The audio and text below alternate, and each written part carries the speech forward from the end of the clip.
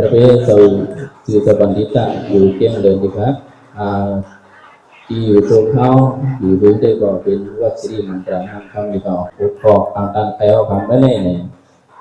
ก็สร้างเมื่อนาเลยธรรมะในดีก็บางส่วนมุ่งมันกล่าววันเกิดพระสิริติปีเนี่ยซื้อเนี่ยยังงานอะไรเป็นพูดตอนวันเกิดตั้งโดยปัญญาปราณีนั่นเลยก็สังอะไรเป็นบางเจ็บเด็กลายทั้งหูสิมินาปรำตอนใดหนึ่งอันปัญหาพอเลยว่าก่อสร้างด้วยนาเลยธรรมะติมาเจ็บเป็น3 ตอนหมายนึงก็สัทธาหมาย2 ข้อฐานะศีลภาวนาเลยธรรมะในศีลติมาเสด็จเจ็บในปัญหาเป็นตัวกูเขาเสียมเลยกับสัทธาสรณาเขากูควรอะไรมาเฮ็ดปางหรือการวันไม่ได้อยู่ที่เขาความปาดีว่าศรัทธาเนี่ยที่บอกความได้ว่าลองหยุดยั้งทั้งคนก็คือดีมั่นใจเนี่ยใน3 ปีเนี่ยเขาดีบอกมันเบื่อกันด้วยคนเดิมมันเนี่ยตอนจากที่ขอสร้างเมื่อนาเรถามมาเขาตั้งเมื่อนาเนี่ยเขาพาที่ไรขอสร้างเขาตั้งสุดที่ไรขอศรัทธาตั้งพอเขามีศรัทธาเอาก่อนเขาจากที่สร้างอะไรต่างๆเยอะคนเดิมมันก็เหมือนเสนอเขาค่ะไล่หันลูกอ่อนเพราะหันลูกอ่อนนั่นลูกอ่อนเลี้ยงเนี่ยก็สามารถมันดีผู้จักปอมเกาหลี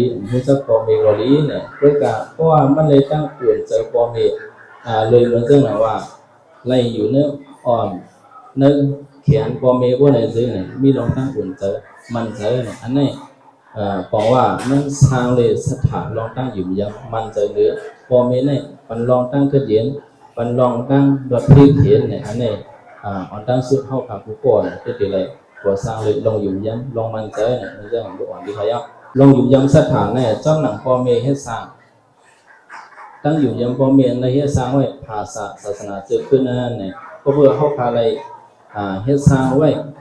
ศรัทธาตั้งอยู่ยังมันเจอคือดี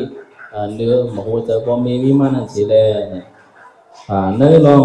ซึ่งหนังนั้นเสียเข้าพาเราเป็นลองตั้งอยู่ยังเนื้อปอมทุกคนก่อนหนึ่งอันนั้นเข้าพาเป็น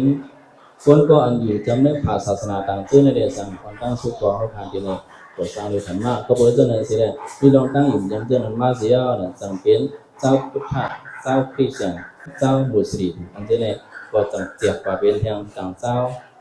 มีภาษาศาสนาที่นี่ก็เป็นลองตั้งศรัทธาเขาสิแหละยุ่มยำแบบว่ามีดังนั้นในที่เขาก็เพื่อเจ้านั้นต้องยุ่มยำมันจะจืดใจในจืดเจอในมันที่ได้เขาเป็นสังหลาพวกนี้ลองยุ่มยำจืดเจอมันเมียในพวกนี้หรือมาที่ได้เพราะว่าเขาแดกลายเฮ็ดลองตั้งเฮ็ดสร้างเฮาค่ะคืบหน้าคือก่อนเพราะเฮามีลองตั้งสถาบันใจดีกว่าได้เด้อลองเฮาเฮ็ดแล้วก็ขึ้นเป็นขึ้นออกขึ้นมันอย่างเดียวในข้อความอะไรว่าก็ทำถึงที่พระเป็นเจ้านั่นว่าเกียงสุทธะบริสุทธะสิทธังพวกขององค์จากอัน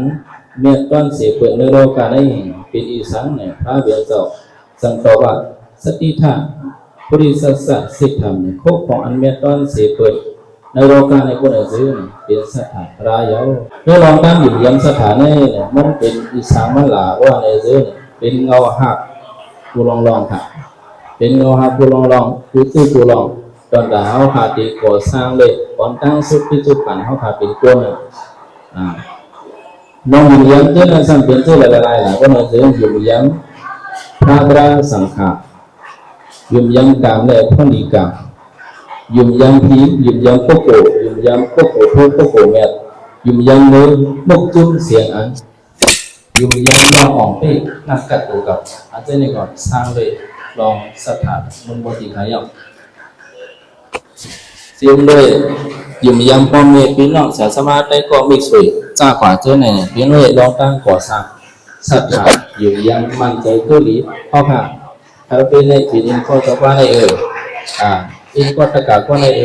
เขาคำมีสวยใจกอดทั้งหมดทั้งสิ่งที่เนี่ยเขาค่ะกอดสร้างเลยตรงกันยิ่งย้ำมันจะคาราบีเรียนอะไรจะว่าเนี่ยเขาคำบุกคือจันทร์กั